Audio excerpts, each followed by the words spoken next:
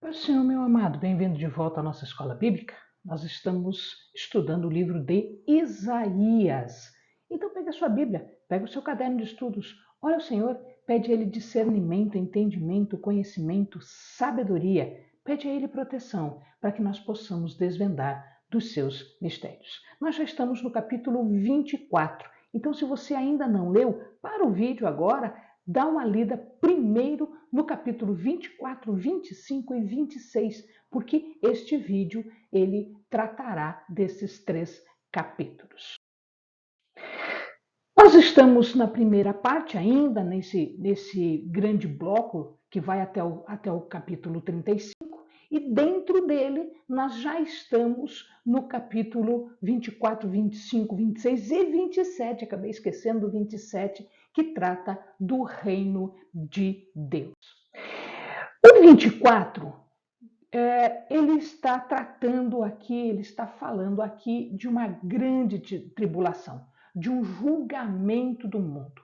Então, Deus agora começa a explicar para o profeta, e o profeta vai falar isso para o povo, o que ele vai fazer. É uma grande tribulação que vai acontecer. Então, são alguns capítulos, esses 24, 25, 26 e 27, são capítulos que se assemelham muito a um pequeno apocalipse, a um apocalipse que está retratando o que acontecerá futuramente. Então ele descreve o julgamento do mundo, ele descreve que o Senhor vai pôr em julgamento, em juízo, todos os pecadores, tanto os pequenos quanto os grandes. Então, são descritos aqui todos eles que sofrerão o julgamento de Deus e que sofrerão o juízo de Deus. Por que Deus fará isso? Porque eles eram pecadores. Mas como assim pecadores? Porque este povo todo, pequenos e grandes, eles violam as leis, os estatutos e a aliança eterna. O juízo, então, precisa vir, ele precisa acontecer, porque eles afrontaram a soberania, eles afrontaram a vontade, eles afrontaram a grandeza, a glória, a majestade de Deus pelos seus pecados, fazendo coisas contra pequenos, fazendo coisas contra os santos, fazendo coisas contra Deus. E não existe nenhum lugar em que eles estejam seguros. Eles vão ser atingidos em todos os lugares. Inclusive, a palavra fala que eles serão atingidos durante festas, durante o folguedo, durante banquetes, durante cantorias e bebedices, etc.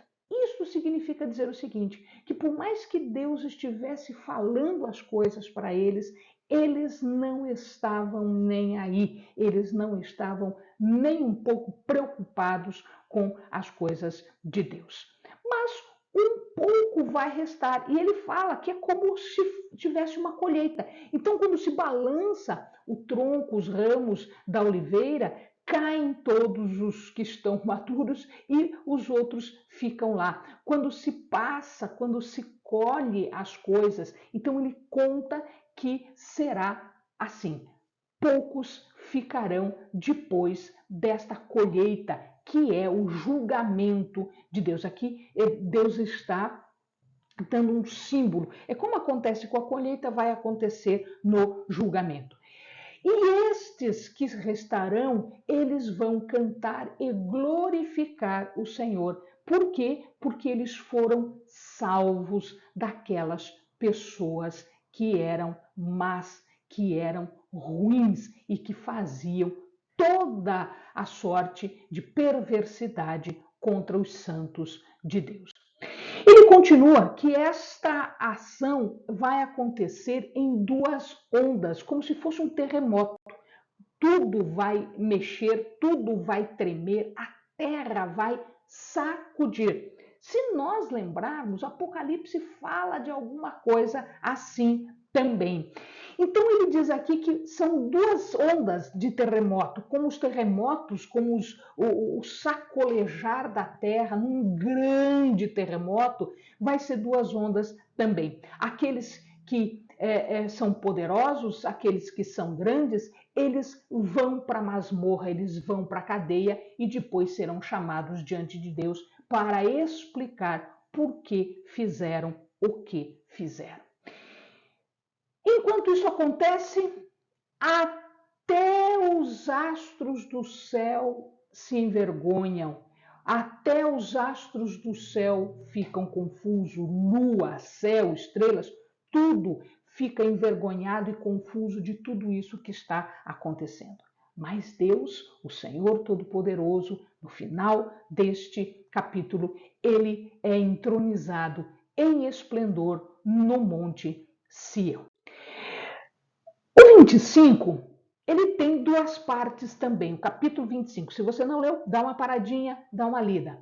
O 25 também tem duas partes. Na primeira parte, ele fala sobre um cântico dos remidos, porque eles foram libertos da violência. Então, no capítulo 25, esses remidos, esses que estão livres, segundo a promessa de Deus e que agora se realiza, eles estão libertos. Ó Senhor, Tu és meu Deus, exaltar-te-ei a Ti e louvarei o Teu nome, pois em perfeita fidelidade fizeste maravilha e executaste os Teus conselhos antigos. Então isso significa dizer que eles estão libertos, eles estão livres. É um cântico. Significa dizer que todo o poder mundial, todas aquelas grandes nações, todos aqueles grandes exércitos, etc., que aterrorizaram, que oprimiram, que fizeram com que o povo fosse sofrido, oprimido, violentado, este povo agora vai ter que se curvar em submissão a Deus, porque Ele é um refúgio, Ele é proteção. Povos fortes te glorificarão, cidades de nações implacáveis te temerão, porque foste a fortaleza do pobre e a fortaleza do necessitado na sua angústia. Então, o que vai acontecer é que ele vai silenciar o inimigo. Como o sol, o calor do sol é minimizado, é silenciado por existência de nuvens. Então, Deus vai proteger como se fosse uma nuvem, como a nuvem no deserto, como a nuvem sobre o tabernáculo protegeu o povo quando eles eles estiveram fazendo o êxodo do Egito. Então, o cântico de vitória daqueles opressores, daqueles tiranos, não existe mais. Ele foi substituído pelo cântico de louvor e de adoração de um povo remido, de um povo salvo. Se você está passando uma situação como esta, meu amado, se você está passando uma situação de opressão, uma situação de sofrimento, tenha certeza de que a promessa do Senhor na tua vida vai acontecer e você também será liberto disso, como este povo foi, porque ele confiou e Deus é fiel para fazer na minha vida, na tua vida, o que ele fez na vida dos nossos antepassados. Existe agora uma festa de salvação, porque Deus não só liberta, ele prepara um banquete para nós. Então, se você está numa situação como esta, pode ter certeza que haverá um banquete de festa. Em Sião, no Monte Santo, Deus vai preparar um banquete, uma humanidade toda redimida, não só um povo, uma nação, todos os povos e todas as nações que serão redimidas pelo Senhor.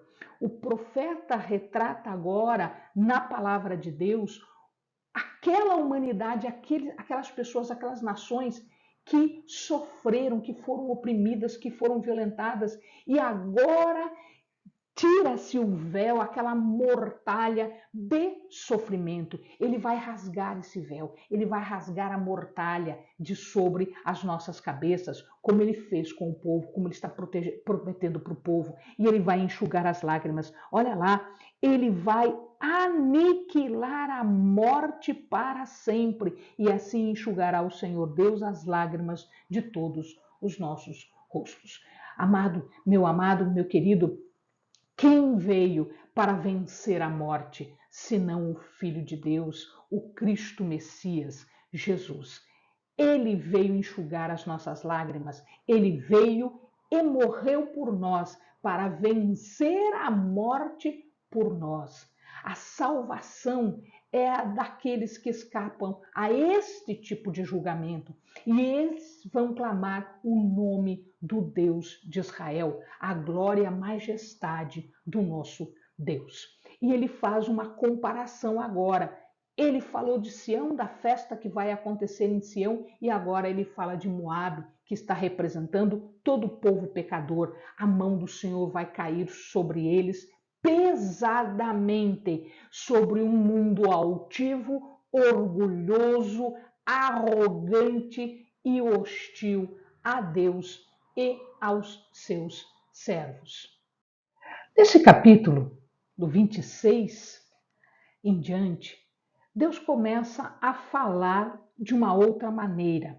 Em primeiro lugar, ele fala de uma cidade forte. Essa cidade forte vai iniciar aqui o capítulo 26. Se você ainda não leu, faça isso antes de prosseguir para aproveitar melhor. Então ele restaura Israel e ele começa pela cidade forte. Quem é essa cidade forte ou qual é essa cidade forte? É Jerusalém. Jerusalém, onde reina o Senhor Todo-Poderoso. E é porque ele reina ali que ele protege a cidade com a sua mão, como se ele estivesse, né, envolvendo a cidade com a sua mão de poder.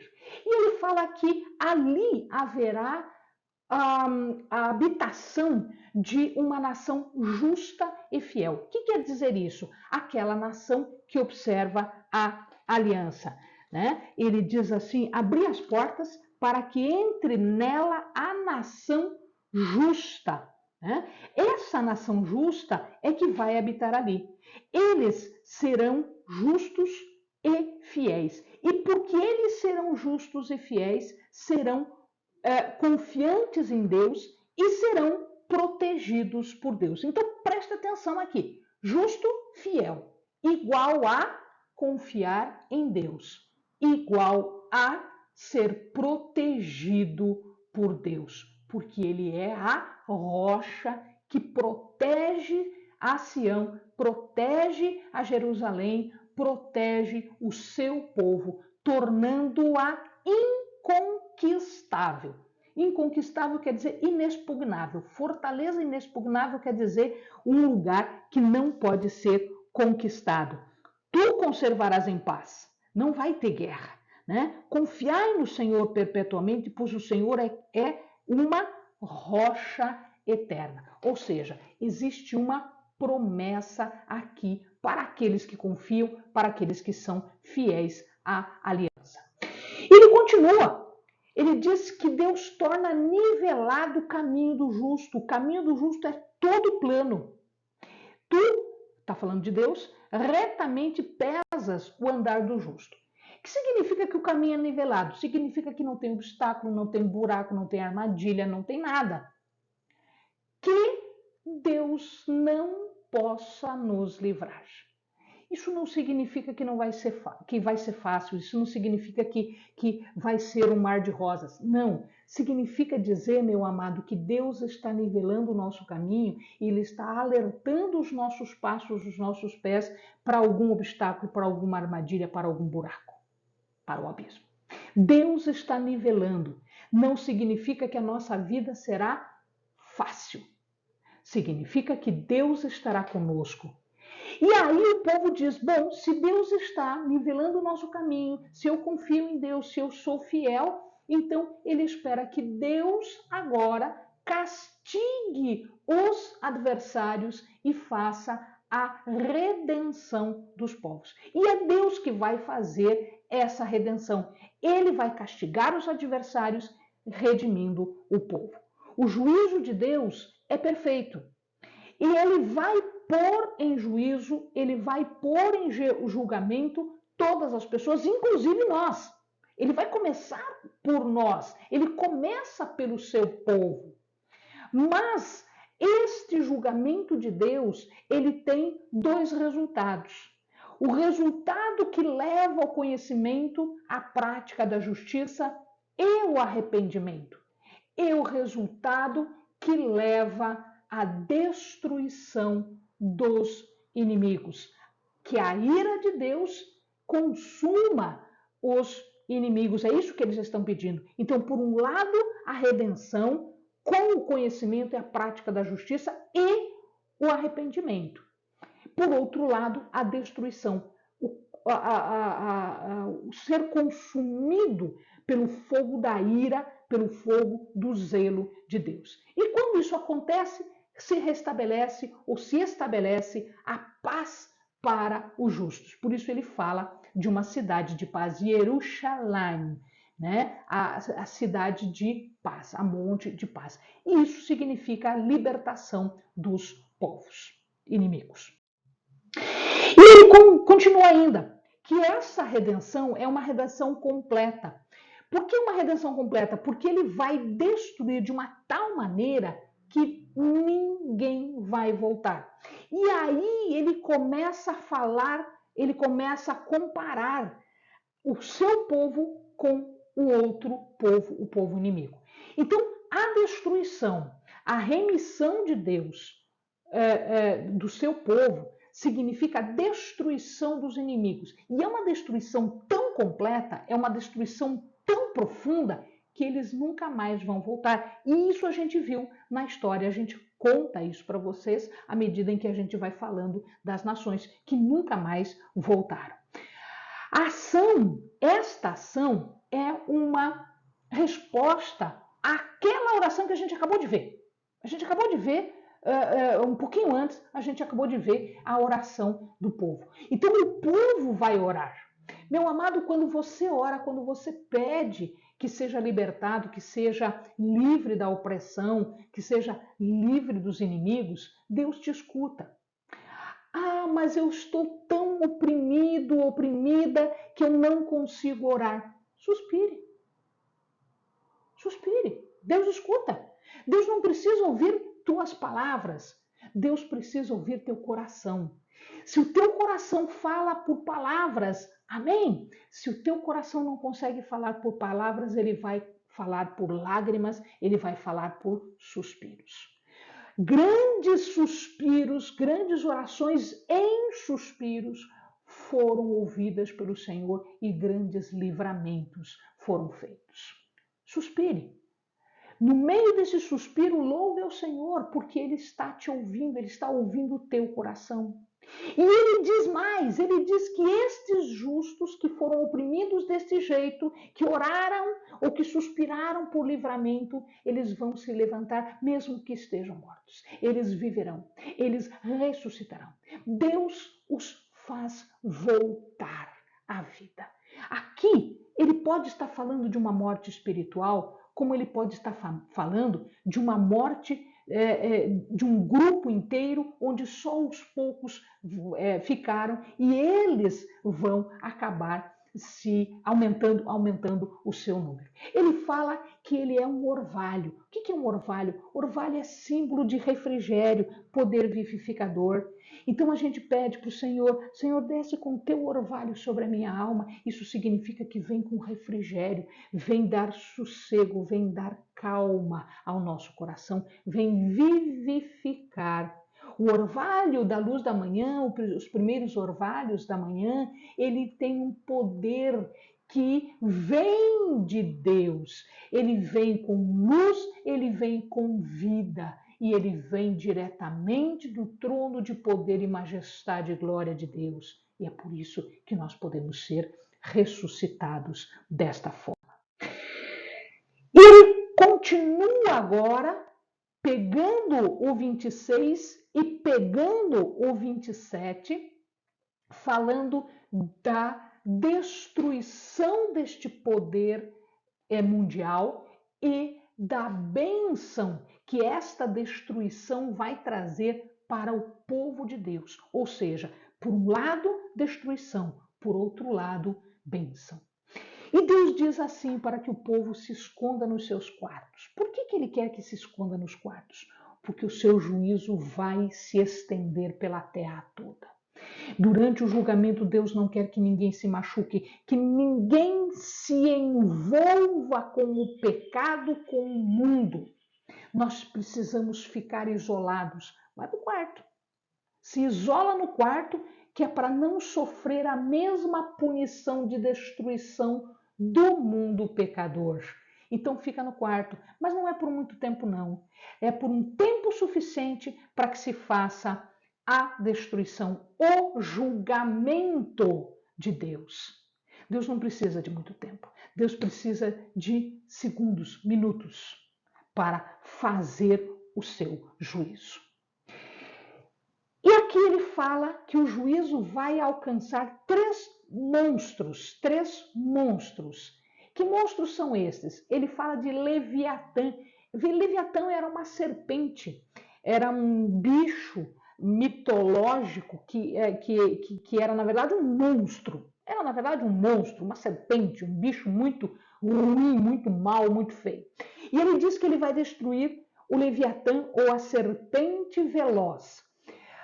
O fluxo do rio Tigre era muito veloz, então ele está falando aqui da Assíria. Ele diz que vai destruir o Leviatã sinuoso. O rio Eufrates era um rio de muitas curvas, ele era sinuoso, então ele está dizendo que vai destruir a Babilônia. E ele diz um Leviatã marinho. O Egito aqui, eles eram também marinheiros, eles também faziam com seus barcos não só a viagem pelo rio, né, que era enorme, o rio Nilo, mas também eles tinham aí algumas incursões pelo mar. Isso significa o Egito. Então ele vai destruir a Síria, a Babilônia e o Egito. E finalmente, no final do capítulo 27, ele fala ainda sobre a destruição e a salvação do povo através de um cântico, em forma de cântico de vinha. A gente já viu que muitas vezes a vinha é representativa do povo de Deus. E Deus é o agricultor, é o vinhadeiro, né? Então aqui a vinha é Israel. Israel é o jardim do deleite do Senhor. Então ele fala aqui sobre esta vinha. A vinha vai fazer um cântico em que o Senhor é não só o jardineiro, mas é também o protetor.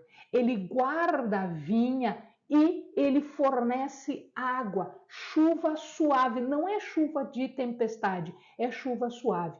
Ele fez o juízo para salvar o seu povo, tá? E contra os inimigos, ele vai acender a sua ira, ou seja, os inimigos aqui neste símbolo, nesta simbologia de vinha, os inimigos aqui são os espinhos e os cardos que serão queimados. Só que, meu amado, existe aqui duas coisas que eu quero ressaltar e com isso eu fecho o vídeo de hoje. Em primeiro lugar, né, que Deus diz o seguinte: aquele que se coloca sob minha proteção, que faça paz comigo. O que quer dizer isso? Quer dizer que quem quer a proteção de Deus, quem quer pertencer ao vinhedo de Deus, quem quer ser salvo, protegido e receber o refrigério, a água de Deus, precisa seguir os seus mandamentos, os seus juízos, precisa fazer paz com ele. Por quê? Veja lá, este povo não é povo de entendimento, por isso aquele que o fez não se compadecerá dele, e aquele que o formou não lhe mostrará nenhum favor. Significa dizer que se nós não seguirmos os seus juízos, a sabedoria que Deus nos dá e que Deus nos proporciona, o entendimento dos seus caminhos, das suas leis, dos seus mandamentos, significa que estará em guerra com Deus. Significa que se está em guerra com Deus, não estando em paz com Deus, ele será submetido a um sofrimento e a um juízo de Deus, simplesmente porque ele é soberano, poderoso, majestoso, criador e mantedor de tudo. Por isso, nós não precisamos ser arrogantes, orgulhosos e dizermos, mas eu não preciso de Deus. Você precisa de Deus, sim. O mundo todo precisa de Deus. E aquele que faz guerra com Deus, aquele que afronta Deus, sofrerá o juízo de Deus. Para os demais, meus amados, olha lá, naquele dia se tocará uma grande trombeta. Os que andavam perdidos pela terra da Síria, os que foram desterrados para a terra do Egito, tornarão a vir e adorarão ao Senhor no Monte Santo em Jerusalém. Amém, amado, eu louvo pela tua vida que ouviu o som da trombeta chamando-o da terra do exílio, da terra do pecado, da terra da perdição, para uma terra de bênçãos, para uma proteção dentro do vinhedo de Deus. Amém, amados. Bons estudos.